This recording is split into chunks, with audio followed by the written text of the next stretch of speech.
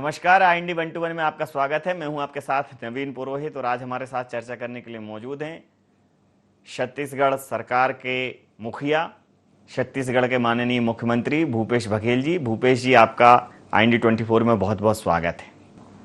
जी नमस्कार। भूपेश जी, जिस प्रकार से आप छत्तीसगढ़ में जमीन से जुड़े हुए व्यक्तित्व के रूप में जाने जाते हैं और मुखिया मुख सो चाहिए खान पान सो एक, पाले पोसे सकल अंग तुलसी सहित विवेक, तो आज मुखिया की अग्नि परीक्षा है। वर्तमान परिस्थितियों पर आपकी प्रतिक्रिया चाहूंगा कि क्या स्थितियां हैं और उनसे निपटने के लिए क्या इंतजाम किए जा रहे हैं। देखिए, सबसे पहली बात यह है कि पिछले साल जो फर्स्ट स्ट्रेन आया था और अभी के जो सेकंड जो स्ट्रेन आया, जो दूसरी लहर है जी उसमें कुछ मौलिक अंतर है। जी, पिछले समय इतना संक्रमित नहीं हो रहा था जितना अभी हो रहा है। बिल्कुल ठीक। पिछले समय जो लक्षण थे उस लक्षणों से दूसरे प्रकार के लक्षण अब दिखाई पड़ते हैं। जी, पिछले समय जो दवाई कारगर थे, अब वो दवाई कारगर नहीं रहा। ठीक बात। संक्रमण की संख्या लगातार जिस तेजी से बढ़ा है, जो महीनों में बढ़ते थे वो हफ्तों और दिन में बदल गया है। पिछले साल हमारा मैक्सिमम जो एक दिन में था वो 3800 पीक में था जी और अभी 15,000 के आसपास है। जी और ये अप्रैल के प्रथम 1 अप्रैल से जो 16-17 अप्रैल तक, आज 17 अप्रैल है, जी इसमें देखें तो प्रतिदिन बढ़ता गया और आखिरी 4 दिन जो है जी वो 15,000 में आके स्थिर हुआ है। जी और इस बीच में अचानक ये मरीजों की संख्या बढ़ने से जी निश्चित रूप से बेड की संख्या, ऑक्सीजन बेड की संख्या, आईसीयू की मांग, जी वेंटिलेटर की मांग अचानक जी तेजी से बढ़ी है। जी इस बीच में जो हम लोगों ने जो काम किया है, आप देखें, जी रोकने के लिए जो सबसे ज्यादा जरूरी है वो टेस्टिंग है। जी टेस्टिंग में आप देखेंगे तो हम लोगों ने 53,000 एक दिन हम कर रहे हैं। इसको जनवरी महीने में सर, ये जो 22,000 था। औसत जो परीक्षण हो रहे हैं छत्तीसगढ़, औसत जी परीक्षण में छत्तीसगढ़ की स्थिति क्या है? क्या वो औसत परीक्षण के स्तर को छू पा रहा है छत्तीसगढ़? जी, जो औसत, राष्ट्रीय औसत से हम बहुत बेहतर काम कर रहे हैं। राष्ट्रीय औसत तो 1,1100 के आसपास है, जी जबकि हम 1800 प्रति 10 लाख प्रतिदिन हम कर रहे हैं। जी हमसे बेहतर में केवल 2 राज्य है, तेलंगाना और महाराष्ट्र। जी बचत मध्य प्रदेश आप देखेंगे तो चाहे उत्तर प्रदेश देखें, चाहे दिल्ली देखें, इन राज्यों से हमारा बेहतर प्रदर्शन है जी और हम करीब 1800 प्रति 10 लाख प्रतिदिन हम लोग कर रहे हैं। जी तो तीसरे स्थान पे हम हैं टेस्टिंग में। जी और उसी प्रकार से अब उसको रोकथाम के लिए जो वैक्सीनेशन है, जी वैक्सीनेशन में आप देखेंगे तो छत्तीसगढ़ की स्थिति, जो हेल्थ वर्कर है जी उसे हम फर्स्ट डोज दिए हैं वो 88% है, जी सेकंड डोज 59% दे चुके हैं। जी जो फ्रंटलाइन वर्कर हैं जी उसको हम 85% दिए हैं, दूसरा डोज वो है 48% दे चुके हैं। और जो 45 साल से 60 साल के बीच के जी उम्र के लोग हैं उसे 63% दे चुके हैं। तो इस प्रकार से यदि छोटे राज्यों को या केंद्र शासित राज्य जो हैं जिसमें लक्षद्वीप है या सिक्किम जैसे राज्य, जी त्रिपुरा जैसे राज्य, इनको छोड़ दें जी तो पूरे देश में 14.70% हमारे वैक्सीनेशन करके पूरे देश में हम सबसे ऊपर हैं। जी वैक्सीनेशन में भी हम टॉप में हैं और जो टेस्टिंग है उसमें हम तीसरे स्थान पर हैं। जी लगातार इसमें काम कर रहे हैं, लेकिन उसके बावजूद भी जो दूसरी लहर में जी मरीजों की संख्या हमको मिल रही है वो बेहद छिपाने वाला भी है और थोड़ा चिंतित करने वाला तो भी इस समय मरीजों को बेहतर उपचार मिले उसके लिए अस्पताल या ICU की व्यवस्थाएं और बिल्कुल एक तरह से युद्ध स्तर की व्यवस्थाओं की आवश्यकता है, तो इस दिशा में कितने कुछ प्रयास किए गए? है। इस बीच में हम लोगों ने तेजी से इसमें जी आईसीयू के जो बेडें हैं, जी अभी हमारे पास आईसीयू बेड है वो 510 है, एचडीयू बेड है 504 है, और जो डेडिकेटेड कोविड अस्पताल है उसमें जो बेड की संख्या है 4746 है। इस शासकीय कोविड सेंटर में जो संख्या है वो 15,533 है और ऑक्सीजन युक्त है वो 2866 है। जी निजी अस्पतालों में भी कुल बेड की संख्या है वो 6500 से अधिक है। जी आईसीयू 1739 है, जी एचडीयू 651 है और ऑक्सीजन युक्त जो बिस्तर है उसकी टोटल संख्या 2672 है। जी इस प्रकार से 5062 ऑक्सीजन और आईसीयू एचडीयू मिला के निजी क्षेत्र में है और 3000 से अधिक शासकीय तौर पे है और वेंटिलेटर की उपलब्धता गवर्नमेंट का 514 है और प्राइवेट में 476 है। तो कुल मिला के 990 जो वेंटिलेटर है इसकी जी उपलब्धता है और इसके बाद भी लगातार जिला प्रशासन को निर्देश दिया गया है जी कि हर जिले में ऑक्सीजन युक्त बेड है उसकी जी संख्या में वृद्धि की जाए और वो टारगेट लेके बढ़ भी रहे हैं। उसी प्रकार से टेस्टिंग लैब है, जी उसमें भी हमारे पास पहले तो केवल एम्स में ही टेस्टिंग होता था, जी अब 7 जगह हमारे टेस्टिंग हो रहे हैं जी और 4 इस अप्रैल महीने के आखिरी तक के 4 जगह हम लोग और कर लेंगे। जी तो 7 4 11 हमारा टेस्टिंग लैब होगा और 5 प्राइवेट लैब हैं वो भी टेस्ट कर रहे हैं। जी तो लेकिन जितने मात्रा में हम सैंपल ले रहे जी हैं उस हिसाब से इस पे दबाव ज्यादा बढ़ गया है। बिल्कुल जो सही। लैब है उस पे दबाव लगातार बढ़ते जा रहा सर है। एक चीज और सामने आई है कि कोरोना के अधिकतर मरीज देखा जा रहा है कि हॉस्पिटल के अलावा होम आइसोलेशन में ही मरीज ठीक हो जाते हैं, बशर्ते वो आइसोलेशन की जो प्रक्रिया है उसका अच्छे से पालन करें। तो आइसोलेशन की प्रक्रिया सरकार की निगरानी में हो और जो होम आइसोलेशन ले रहे हैं वो सरकार की गाइडलाइन के अनुसार उसका काम कर सकें, तो उसके लिए कोई प्रक्रिया निर्धारित की गई है, कोई एक कार्य योजना जिससे होम आइसोलेशन अगर लोग लेते हैं तो अस्पतालों पे कहीं ना कहीं दबाव या कोविड सेंटर पे दबाव कहीं ना कहीं कम होता है?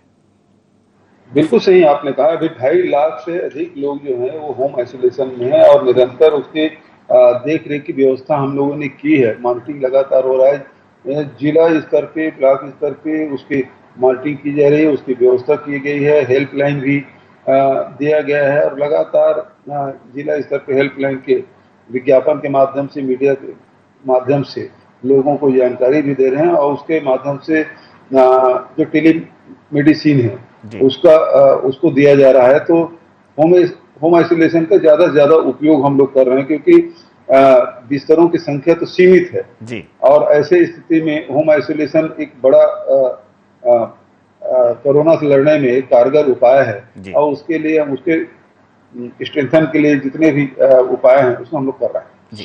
जो जीवन रक्षक दवाइयां हैं, ऑक्सीजन है और जो कोरोना के बचाव में जो दवाइयां हैं, चाहे रेमडेसिविर इंजेक्शन हो या अन्य, उनकी उपलब्धता हो, कोई कालाबाजारी ना हो पाए और सहज उपलब्धता हो, उसके लिए सरकार का क्या एक्शन प्लान है सर?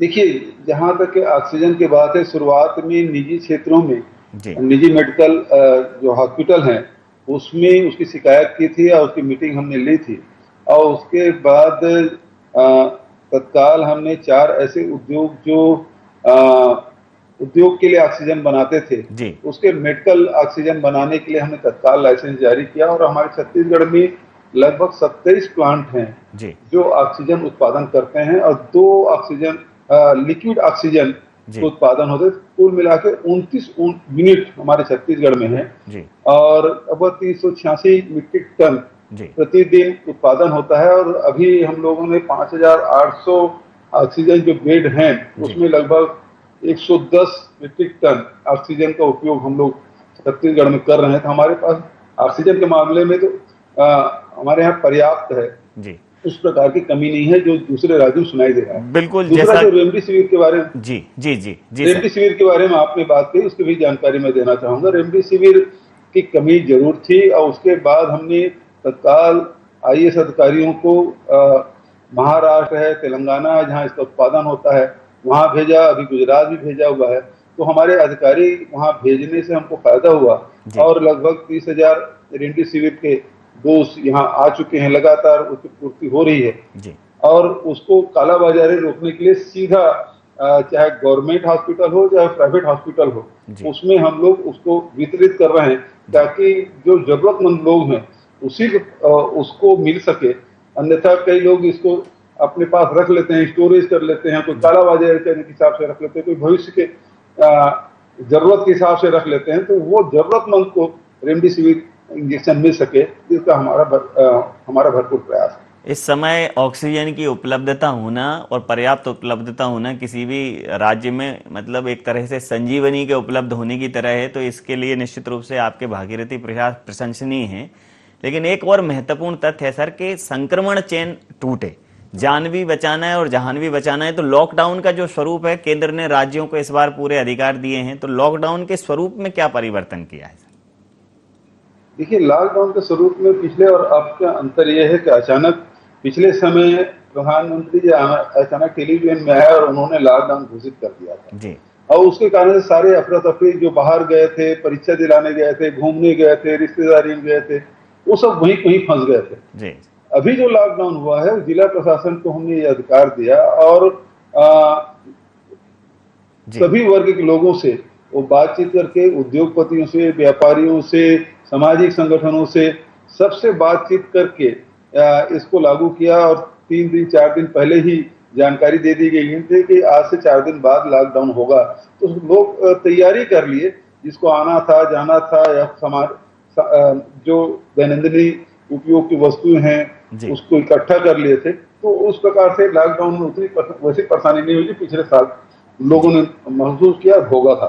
तो आपके अनुसार इस बार के लॉकडाउन में सर, मैं आपने जिस प्रकार से बताया, तो क्या ये मैं मानूं कि ये लॉकडाउन राज्य सरकार का नहीं है बल्कि पूरे राज्य का है और राज्य की पब्लिक की, नुमाइंदों की, जो गणमान्य लोग हैं, गणमान्य लोग हैं, उनकी इसमें सहमति है, तो एक मेंटल प्रेशर नहीं है, लोगों द्वारा समर्थित ये इवेंट हो गया है एक तरह से?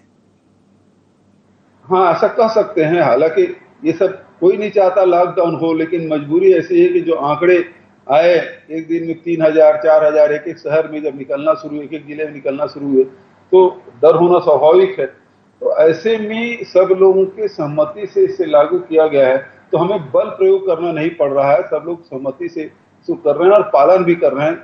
ये बहुत अच्छी बात है। हालांकि तकलीफ तो बहुत है, लेकिन फिर भी सब लोग इसे स्वीकार कर लिए हैं और स्वीकार करके इसको पालन भी कर रहे हैं। संक्रमण की सर जो पॉजिटिविटी रेट है और डेथ रेट है, पॉजिटिविटी रेट तो इस बार बहुत ज़्यादा है, लेकिन इसको एक सुखद एहसास ही कहेंगे कि अभी भी डेथ रेट उतनी भयानक नहीं हुई है, तो कहीं ना कहीं मरीज बड़ी संख्या में ठीक होकर भी जा रहे हैं।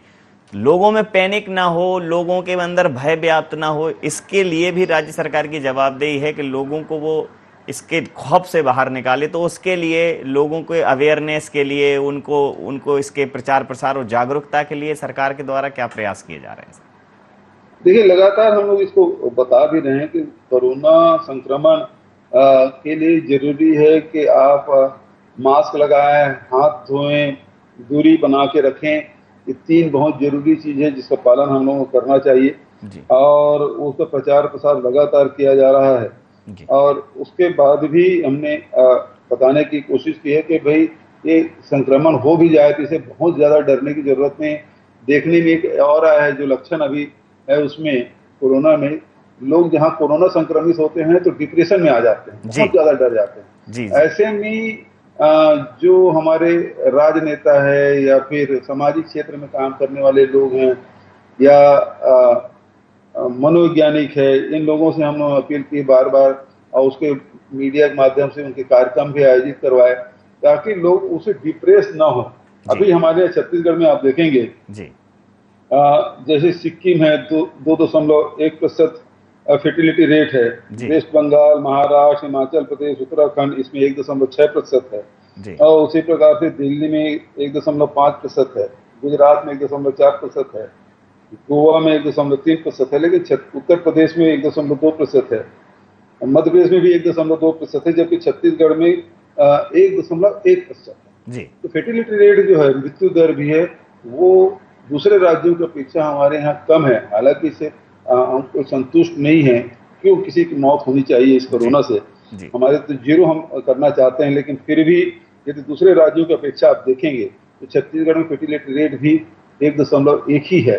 तो लोगों को बताने की कोशिश कर रहे हैं कि भाई 62 लाख लोगों को 62 लाख से अधिक लोगों को हम टेस्टिंग कर चुके हैं, उसमें से 5 लाख लोग पॉजिटिव निकले और अभी तक के अभी एक्टिव केस जो है वो 1,24,000 ही है। जी तो सब लोग तो बचत लोग घर चले गए और इसमें 5,000 लोगों की मौत हुई। जब 62,000 लोगों को टेस्ट किए, 5 लाख लोग पॉजिटिव हुए, तो जी उसमें से 5,000 जी की मृत्यु हुई है। तो इसमें बहुत ज्यादा घबराने की जरूरत नहीं है। इसमें साहस पूर्वक इसे लड़ने की आवश्यकता है और हम लड़ेंगे तो जीतेंगे। जी। इस बार सर लॉकडाउन में ट्रांसपोर्टेशन ओपन है, लोगों की आवाजाही ओपन है, तो बहुत ज़रूरी है कि जो लोग छत्तीसगढ़ में आ रहे हैं या जा रहे हैं तो उन स्पॉट्स पे उनके रैपिड टेस्ट हों, जो एंटीजन टेस्ट कहा जाता है जिनको। तो इसके लिए कितनी सजग है छत्तीसगढ़ सरकार? न केवल ट्रांसपोर्टिंग की, बल्कि जो रेलवे स्टेशन में भी जो लोग आ रहे हैं और जो एयरपोर्ट में भी लोग आ रहे हैं, या तो वो अपना निगेटिव रिपोर्ट लेकर आए, जी राज्य से आ रहे हैं तो वहां से निगेटिव रिपोर्ट ले आए 72 घंटा का, और नहीं तो फिर हम उसकी टेस्टिंग की व्यवस्था, रिपीट एंटीजन की टेस्टिंग हम लोग करा रहे हैं। और क्वारंटाइन की भी व्यवस्था हमने की है इस साल। फिर से ग्रामीण क्षेत्र में क्वारंटाइन की व्यवस्था, शहरों में भी क्वारंटाइन की व्यवस्था, होम आइसोलेशन की सुविधा तो है ही, आइसोलेशन के लिए भी आइसोलेट सेंटर भी हम लोगों ने शुरुआत की है, ताकि ये संक्रमण है वो फैल ना पाए, ये हमारी कोशिश है। इस विभीषिका से जूझने के लिए निश्चित रूप से, चूंकि ये अचानक आई हुई विभीषिका है, तो उम्मीद होती है कहीं ना कहीं केंद्र सरकार से। तो उस स्तर पर जो प्रयास किए जा रहे हैं उनसे सर कितने संतुष्ट हैं, कितना सहयोग मिल पा रहा है? देखिए, भारत सरकार ने तो कहा था कि वैक्सीन हम पूरा देंगे, और उसके हिसाब से हमने वैक्सीनेशन की प्लानिंग की, और एक दिन में हमने 3,26,000 एक दिन में वैक्सीन डोज हमने दिया है। जी और अब हम लोगों को वो जो डोज है जी उसकी मात्रा कम मिल रही है। प्रतिदिन के हिसाब से कभी 2 लाख मिलता है, उससे भी कम भी हो जाता है। तो इस प्रकार से मिलने के कारण से ये भारत सरकार से हमने मांग की कि ये जो 45 साल की उम्र की हैं उसे घटाकर 18 साल कर दिया जाना चाहिए, बिल्कुल ठीक क्योंकि कहा। ये जो सेकंड वेव है इसमें 45 जो उम्र दराज लोगों के नहीं हो रहा है, जो स्वस्थ हैं और नौजवान हैं और बच्चे हैं, उनको भी ये कोरोना संक्रमित कर रहा है।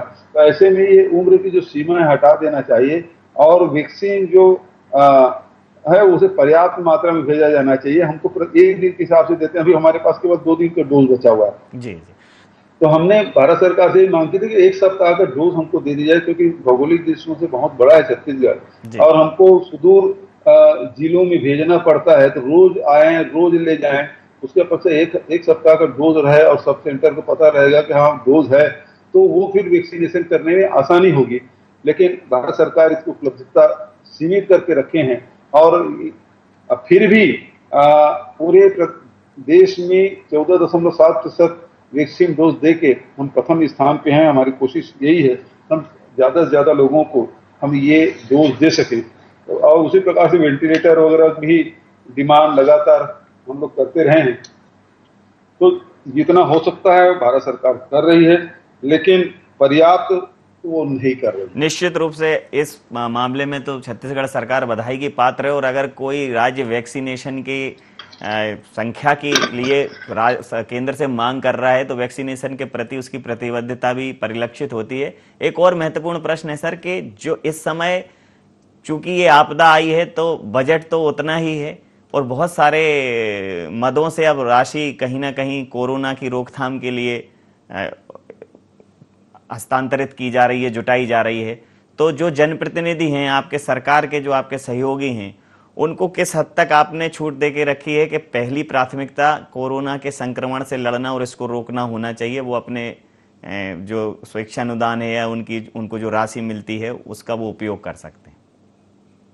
सबसे पहली बात तो यह है कि राज्य सरकार की ओर से कोई राशि की कमी नहीं आने दे रहे हैं। अभी 230 करोड़ रुपए हमने रिलीज किया है। अभी तक के लगभग 900 करोड़ रुपया हम लोग इसमें खर्च कर चुके हैं, और अभी भी पैसे की कोई कमी नहीं आने दे रहे हैं। लेकिन जन सहयोग हमने मांगा है। जनप्रतिनिधि भी, कांग्रेस के विधायक लोग पहले ही अपने 1 महीने की तनख्वाह वो दे चुके हैं, और वहाँ ऑक्सीजन बेड और दूसरे उपकरण खरीदने के लिए भी वो लोग अपने अपने जिले में राशि दे रहे हैं। कल भारतीय जनता पार्टी के विधायकों ने भी 25-25 लाख रुपया देने की बात कही, लेकिन केंद्र सरकार जो है वो लोकसभा राज्यसभा के जो MP लेड है जी उसको 2 साल के लिए बंद किया हुआ है। तो वो सांसद लोग तो एक पैसे भी खर्च नहीं कर पा रहे जी हैं और न दे पा रहे हैं, जबकि वही जनता इनको चुनी है उसके लिए एक पैसे भी खर्च नहीं कर पा रहे हैं। ये बड़ा दुर्भाग्यजनक है। भारत सरकार को इसमें पुनर्विचार करना चाहिए।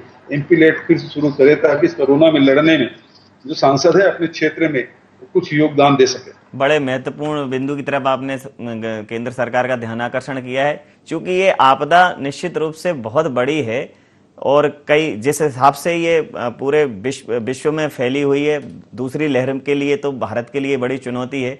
तो केंद्र से कोई स्पेशल पैकेज की, विशेष राहत पैकेज की आपने कोई मांग की है छत्तीसगढ़ के लिए? देखिए, एक तो ये है कि जो हमारा हिस्सा है वही नहीं दे पा रही है। पिछले जो सेंट्रल टैक्स में जो हमारा हिस्सा है और उसमें GST का जी वो लगभग 22,000 करोड़ हमारा होता है जी वही नहीं दे पाई है। तो आगे क्या उम्मीद करेंगे? भारत सरकार हमको कितना देगी? अलग थोड़े थोड़े राशि रिलीज कर रही है, लेकिन हम चाहते हैं कि जो हमारा हिस्सा, एक तो हमारा पिछड़ा हुआ राज्य है, विकासशील राज्य है, जी नवोदित राज्य है, ऐसे में संसाधन की बड़ी कमी होती है और उसके बाद भी केंद्र सरकार यदि हमारा हिस्सा काट ले तो समझ सकते हैं कि हम कैसे काम करेंगे। कर्नाटक है या महाराष्ट्र है जो विकसित राज्य हैं, जिसमें गवर्नमेंट के भी हॉस्पिटल, मेडिकल कॉलेज है, प्राइवेट भी मेडिकल कॉलेज है, तब वो स्थिति है। हमारे यहाँ तो सीमित संसाधन है और ऐसे में हमारी राशि यदि रोक ली जाए, तो काट दी जाए, तो वो बेहद दुखद ही है। जी, अक्सर आपने अभी इस दौरान अपने संबोधनों में ये कहा है कि कोरोना के मसले पर राजनीति न करें, इसमें जनसहयोग की भावना के साथ और जनहित की भावना के साथ जुटें, दलहित राजनीति से ऊपर उठें। इसका क्या आशय था?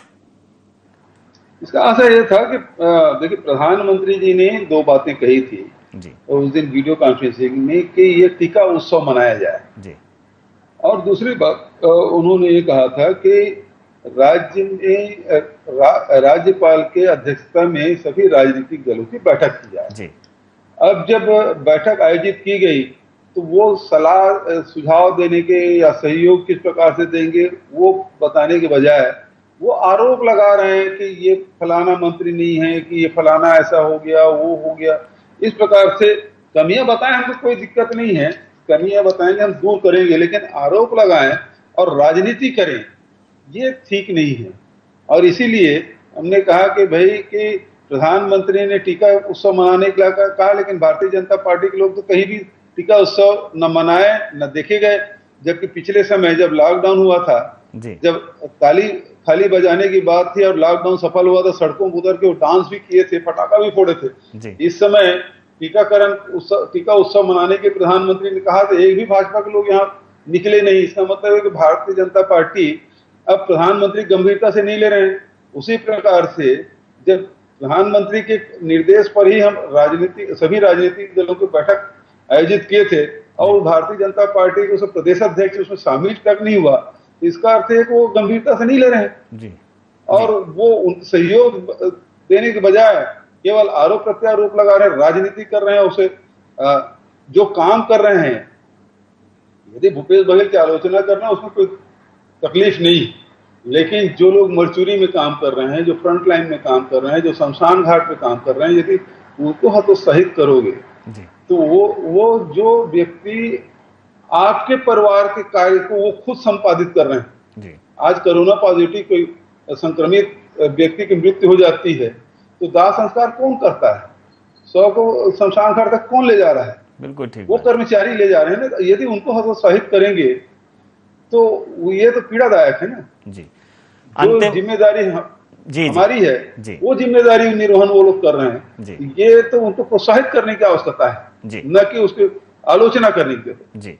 अंतिम और महत्वपूर्ण प्रश्न सर, मानस में उल्लेख है धीरज धर्म मित्र अरुनारी आपत काल परखी उचारी। तो इससे बड़ी आपदा तो शायद ही अभी इस सदी में किसी ने देखी हो, और ये आपके धीरज का और मुखिया के कर्तव्य का इसकी बिल्कुल अग्नि परीक्षा है। तो आप बतौर प्रदेश के मुख्यमंत्री, प्रदेश के मुखिया, छत्तीसगढ़ की जनता को आप कितना आश्वस्त करते हैं कि छत्तीसगढ़ इस जंग में विजेता की तरह बहुत जल्द उभरेगा और इस महामारी से निजात पाएगा? देखिए, छत्तीसगढ़ में इस लड़ाई को, कोरोना की लड़ाई में जहां शासन प्रशासन पूरी ताकत, पूरी क्षमता के साथ काम कर रही है, हमारे अधिकारी कर्मचारी जो मैदान में पदस्थ हैं वो लोग लड़ाई लड़ रहे हैं, जो स्वास्थ्य के विभाग में जो कार्यरत हैं, निजी क्षेत्र में हॉस्पिटल में जो काम कर रहे हैं, तो वो चाहे वो डॉक्टर हो, चाहे स्टाफ हो, चाहे फ्रंटलाइन वर्कर हो, ये सब लोग मिलकर काम कर रहे हैं। वहीं छत्तीसगढ़ में बढ़ चढ़ के सामाजिक संगठन के लोग सामने आए हैं, सहयोग कर रहे हैं। कोई अपना भवन दे रहे हैं, तो कोई राशि दे रहे हैं, तो कोई ऑक्सीजन बेड लगवा रहे हैं, कोई ऑक्सीजन सिलेंडर उपलब्ध करा रहे हैं, इस प्रकार से कंसंट्रेटर दे रहे हैं। तो लगातार सामाजिक संगठनों के द्वारा भी सहयोग किया जा रहा है। तो सबके सहयोग से ही ये लड़ाई जीती जा सकती है। और इस मामले में मैं सौभाग्यशाली हूं, मैं कह सकता हूं कि सभी वर्ग के लोग, चाहे उद्योगपति हो, चाहे व्यापारी हो, चाहे कर्मचारी हो, चाहे पत्रकार हो, सब लोग इसमें सहयोग कर रहे हैं और इस लड़ाई में सबकी सहभागिता है। और इसी सहभागिता के साथ ही ये लड़ाई जीती जा सकती है। एक सकारात्मक भाव को लेकर सब लोग आगे बढ़ रहे हैं। मैं समझता हूं कि कोरोना की निश्चित हार होगी। जी, बहुत बहुत धन्यवाद और आभार हमारे साथ जुड़ने के लिए। तो हमारे साथ भूपेश बघेल जी, मुख्यमंत्री, माननीय मुख्यमंत्री छत्तीसगढ़, हमारे साथ जुड़े हुए थे और उन्होंने कहा कि चूंकि ये विपदा बहुत भयंकर है, लेकिन जिस प्रकार की जिजीविषा के साथ छत्तीसगढ़ की आम जनता, छत्तीसगढ़ के व्यापारी, छत्तीसगढ़ का प्रशासनिक अमला, छत्तीसगढ़ के जनप्रतिनिधि पूरी तरह से छत्तीसगढ़ की माटी से इस विपदा को हटाने के लिए प्रयासरत हैं, उनकी सहयोग की भावना, उनके आपसी सहयोग और सामंजस्य के बूते, उस क्षमता के आधार पर छत्तीसगढ़ इससे बहुत जल्दी निजात पाएगा। तमाम सारे पहलुओं पर उन्होंने बहुत सहजता से अपनी बात रखी।